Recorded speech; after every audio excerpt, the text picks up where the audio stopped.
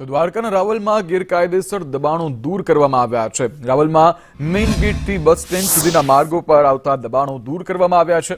રાવલના main ગેટથી bus stand સુધી નવો iconic રસ્તો બનાવવાનો હોય ત્યારે રસ્તો પહોળો કરવા તંત્ર એક્શન મોડમાં આવ્યું છે। રસ્તો પહોળો કરવા મામલે તંત્રના જુદા જુદા વિભાગો સંયુક્ત કામગીરી કરીને દબાણોનો સફાયો કરી રહ્યા છે। ત્યારે પાલિકા દ્વારા નોટિસ પાઠવ્યા બાદ પોલીસના બંદોબસ્ત સાથે ડિમોલિશનની કાર્યવાહી હાથ ધરાઈ છે। રસ્તા પર આવતા 35 થી વધુ દબાણો દૂર કરાયા છે, જ્યારે કેટલાક લોકોએ સ્વેચ્છાએ દબાણો હટાવ્યા છે।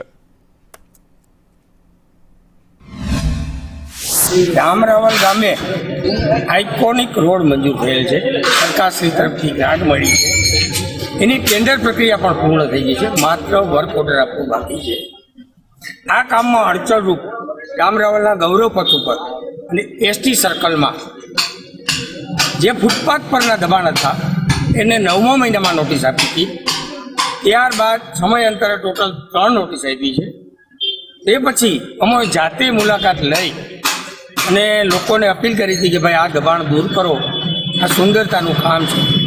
તો લોકોએ એમ માનો ને કે 90% ઉપરનું દબાણ સ્વયંભૂ દૂર કરી દીધું છે।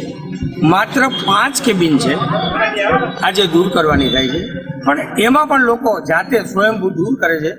લોકોનો સારો પ્રતિસાદ મળે છે અને આ રોડ જેટલો સુંદર બનશે એવું વહીવટીતંત્ર એના માટે તનતોડ મહેનત કરશે અને આ રોડ એકદમ સુંદર બનાવવા અમે ઈચ્છીએ છીએ।